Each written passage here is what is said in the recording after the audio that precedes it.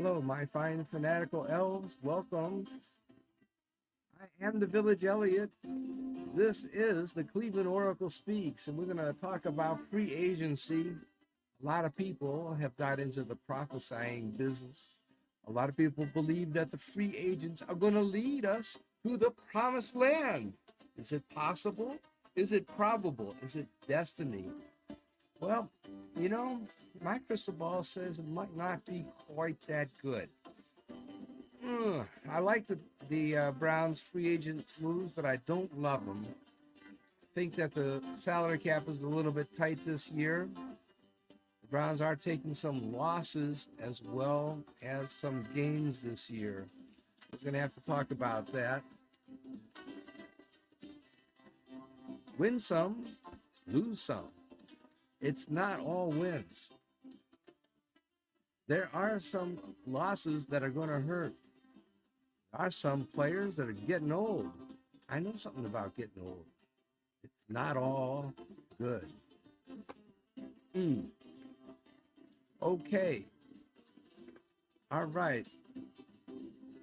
I'm going to turn down the music here. I'm going to tweak the sound. Thank you, by the way, to Free Sound for providing the music for our show, as always. And let's.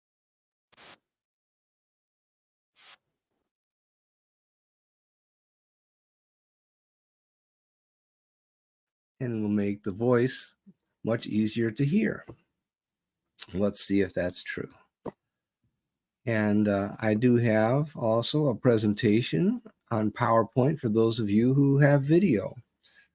The greatest free agent acquisition of this offseason has got to be Jeudy. I'm a little bit actually surprised that the Browns went this way in quite such a big splash. The Browns fan base gets their way. This has got to be one of the biggest free agent. Well, he wasn't really a free agent. He was traded by the Denver Broncos, who can't afford anything because they're so busy paying Russell Wilson to not play for their team that they can't afford Jeudy, and they really had to trade him. And the Browns are lucky to be able to take advantage of that unusual situation. And so Jeudy, a guy who should develop into a 1,000-yard receiver, has been traded to the Cleveland Browns. How about that? So how are we going to understand that?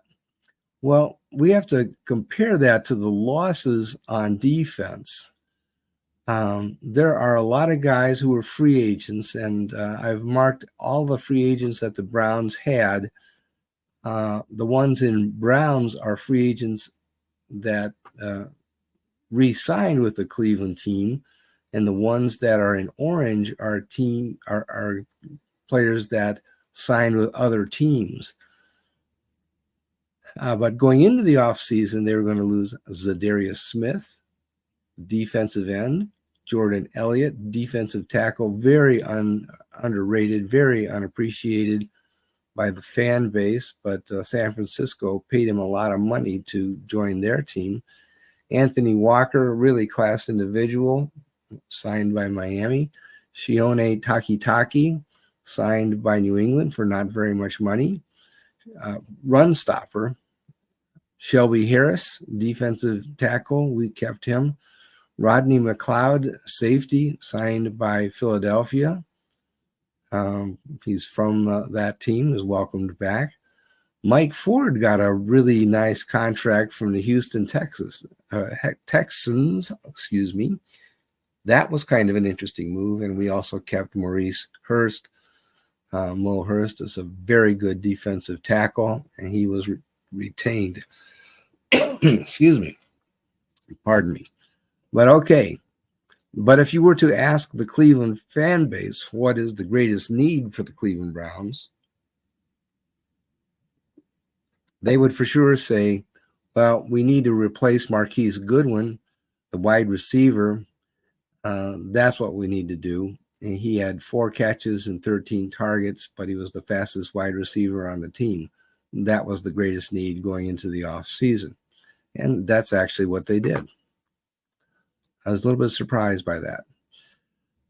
What did they do? Who did they sign? Well, the names in brown are people that they retained. We already mentioned Smith, Za'Darius Smith, Shelby Harris, Maurice Hurst. Add to that punter Corey Bojorquez, and guard and fullback Michael Dunn. The guys in orange are newcomers to the team. That would be Quentin Jefferson, Jordan Hicks, Devin Bush, Tony Brown, the cornerback, quarterback Jameis Winston, not the people's choice, not Joe Flacco, that is. And then we also signed a running back, Nyheim Hines. That was a little bit of a surprise. But Jefferson and Jordan Hicks are legitimate stars. Devin Bush is an underachiever that we know from Pittsburgh, is kind of a combine freak. Showed flashes of brilliant play at linebacker, not very consistent. Kind of a project player, if you will. And again, we felt that, man, we really need to replace Marquise Goodwin. We need the speedy wide receiver. Come on, Andrew, sign somebody for us. That's what we really need most of all, and that's actually what we got. We got Jerry Jeudy. This is unbelievable that we would have somebody like this sign as a Cleveland Brown. He has had 3,053 receiving yards in 4 seasons. Part of that was due to injury that held him back. But he's averaged 750 yards per season. His best year was 2022 when he gained 972 receiving yards. He was a first-round pick, 15th overall by Denver. I mentioned that he had an injury issue, especially in 2021, where he had one of those high ankle sprains. He only started 5 games in that year. That has held him back career-wise. At Alabama, he was an absolute stud with 1,315 yards, 14 touchdowns as a sophomore, 19.6 yards per reception in that season. At the combine, he had 4.46 combine speed, but he was, been a little bit injury prone in college, and that's something that that he had to fight with in his career to stay healthy, really. And Denver just could not retain him because of the need to pay down Russell Wilson's contract when they decided that he could not be their quarterback any longer. So their salary cap situation is that tight. He could not be retained under their salary cap. So those who say that salary cap is fictitious, ask Denver fans about that. They'll tell you that that's not true. How good is Jerry Jeudy? I think he's a really good wide receiver, and especially if he's on our team. Pardon me. Oh, my God. I misspelled Amari Cooper. I'm so sorry. But Amari Cooper and David Njoku are going to be on the same team. Both of those guys demand double coverage. So, man, it's going to be really interesting to see how teams handle Jerry Jeudy. The Browns, by this signing, by this big investment, the $13 million in cap hit, unless they restructure Jeudy somehow, they're showing that they are committed to a Deshaun Watson-style offense. Wide open, featuring multiple wide receivers, deep ball threat. That's the way they're going. This is not like 4 yards in a cloud of dust. They are going with the wide receivers that everybody in the fan base, it seems, wants to go. Now, I'm not that way. I was pretty happy with running Nick Chubb and trying to get 5 yards per carry and stuff like that. But We don't know if we have Nick Chubb for this season or whether he'll be healthy or not. I believe he will sign eventually with the Cleveland Browns on an incentive-laden contract, but we don't know whether he'll be his old self or not. We just do not know that. And they've chosen to emphasize the passing game this year, and they're going to be throwing the deep ball, and they're going to be throwing early and often. 40 times a game is what they're preparing for. They are gearing up to throw the ball this year in Cleveland. Simple as that. Wide receiver room was looking pretty thin. Now it looks a lot better. You've got Amari and Jeudy as your wide receiver 1, wide receiver 2. You've got Elijah Moore as your slot guy. That's 3 pretty good receivers right there. Excuse me. Your number 4 guy, that would be Cedric Tillman.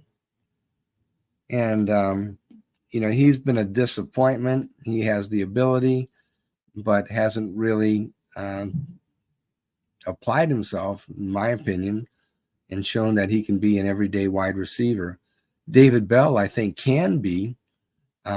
He gets open and catches footballs. He doesn't have that breakaway speed that you'd like to have, but he can play on this team. He will catch footballs. He will get first downs. He's good enough to play in the NFL. Michael Woods on wide receiver 6, we know very little about. It did not do very well as a rookie. He was out all last year due to injury. I think what the Browns could do is leave that wide receiver spot open. They could cut Michael and sign him back to the practice squad if they want to. And they could just decide that, well, we're going to make a waiver claim, find out who it is that we think is the most attractive waiver claim guy that we can find, and we'll sign him to the squad and try to develop him on the fly and see if we can get a credible NFL wide receiver that way, rather than hang on to somebody just for the sake of hanging on to him. But I don't believe that there would be a risk of losing Michael Woods if he were sent through waivers.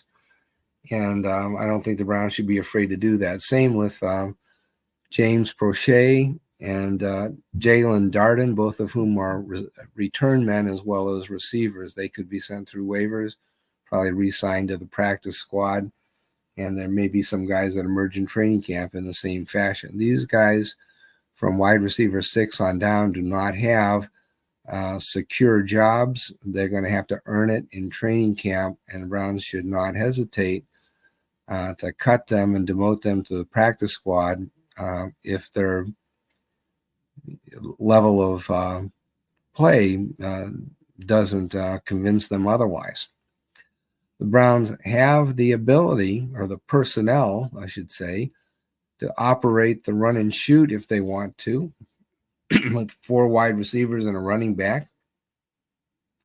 Buddy Ryan, the defensive strategist, used to call that the chuck and duck, which, kind of my opinion too, but they can do that on occasion. They've got the personnel. They can also run the 2 tight end thing, or let me put it this way. I think they would like to still run 2 tight end formations. They didn't have 2 tight ends that they were comfortable with last season. I'd like to see them draft somebody, preferably by about the 4th round. That would be the biggest priority on offense for me, is a tight end. We'll see if that happens.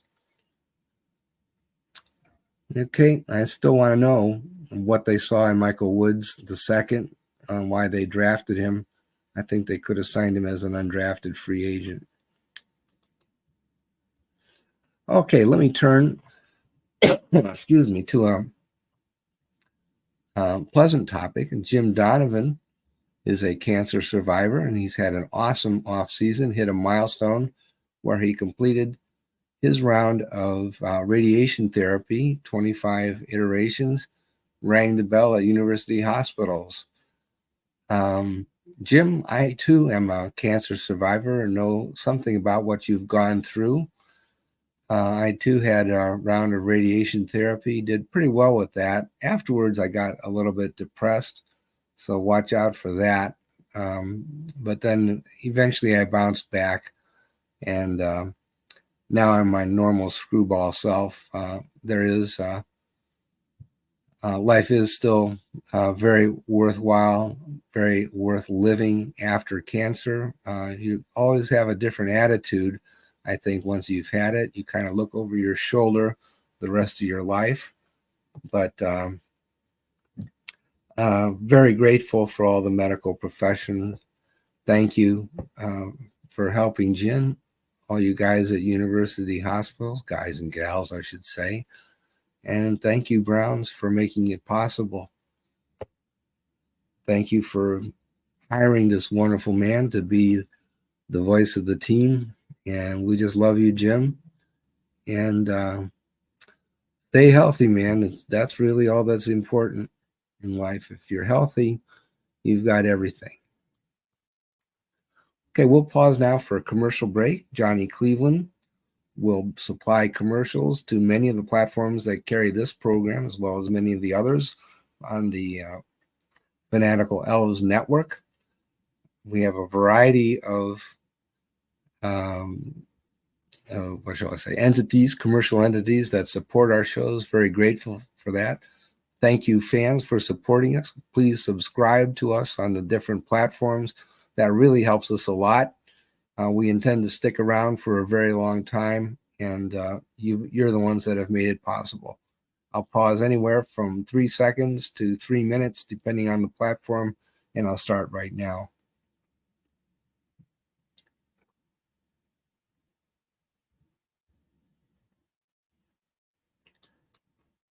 And we are back. Let's talk about some of the free agent signings. On defense, excuse me, I'm sorry about that. I need a filter to stop the coughing, but okay. There's some good guys that the Browns have picked up. Quentin Jefferson had 6 sacks, and oh, doggone it, I cut off the guy on Twitter who pointed that out. I think it was Nick Carnes. Sorry, Nick, didn't mean to cut that off from the visual. But in any case, 6 sacks would have been second place on the Browns team if it had happened for them. And that's going to be really appreciated by one Myles Garrett. That'll help him out a lot. Man, pretty fantastic. So let's do that. And they did. Then also the Browns also signed linebacker Jordan Hicks, who scored very well by Pro Football Focus. Now I have my ups and downs with Pro Football Focus, and we'll talk about that a little bit later. But anyway, he's very highly rated, and he got a big deal from the Browns. So I think he's going to fit in the team very well, and he would be considered an upgrade. That's going to help us a lot, and Jim Schwartz is going to have a good time coaching this man. Now, here's a really big deal, and thank you, Noah Weisskopf, for posting this. Browns signed Devin Bush, former Steeler. Now, if we believe Pro Football Focus, and I'm not sure that we should, they're the guys you will recall that told us that Patrick Queen was the worst linebacker in football in 2020 with a 29.7 grade. I don't know what you have to do in order to get a grade that low. I mean, I think I wrote in print that even Judas in the year 30, when he betrayed Christ, got a better grade than 29.7. Nobody could be that bad. And Patrick Queen continued to start for Baltimore, which is not known for making bad defensive decisions. I think he's a pretty good linebacker. I don't know what they were thinking over Pro Football Focus. They just get some kind of vendetta against certain people. I think somehow their sports writers get their feelings hurt by some player or something, and they just decide that they don't like a player. Jordan Elliott's another example, by the way, who got terrible grades for no apparent reason. But okay, Patrick Queen, the worst linebacker in football, according to Pro Football Focus. He got $10 million over 2 years by San Francisco, or excuse me, Jordan Elliott, $10 million from San Francisco. Patrick Queen got a big contract. I forget who he signed with. Was it Cincinnati? But he got a big contract also. So it was pretty crazy. But anyway, Devin Bush got a terrible grade from Pro Football Focus. He graded 57.5, which is lower than Jordan Knoshek. And I think Jordan Knoshek, for that matter, probably deserved a better grade. I think he's a very underrated linebacker. He does not have the reputation of being really fantastic. He has a very humble origin as a undrafted free agent, but I think he's pretty good. But in any case, Bush has the reputation of not living up to his talent because he had 4.43 speed at the combine and also added a 40.5-inch vertical jump, which is about the same as Myles Garrett. So he was at one point a very highly touted Steeler prospect, and now maybe not so much. But if there's anybody that can bring it out, it's going to be Jim Schwartz. So I think this is a very, very interesting experiment. Let's put it that way. So I hope I said everything right. Patrick Queen of the Ravens was ranked as the worst linebacker in football, but he's got a big contract now, so he can't be as terrible as they said. I use that as an analogy. Devin Bush was ranked so low, but the Browns gave him a contract. He's regarded as an underachiever. Maybe that's true, but I think that Jim Schwartz might be able to bring some of that talent out. We'll see.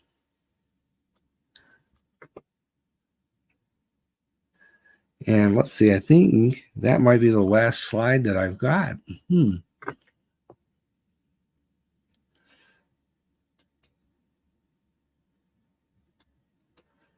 So here we are. So what does that tell us? There were some losses in free agency. It's not all addition. The Browns have lost some very good players. I didn't talk too much about the quarterback situation with the loss of Joe Flacco. And on the other hand, I think that Jameis Winston is an upgrade. And I'll talk about that in a future show. But briefly, people forget that, including the playoff game, that Joe threw 10 interceptions.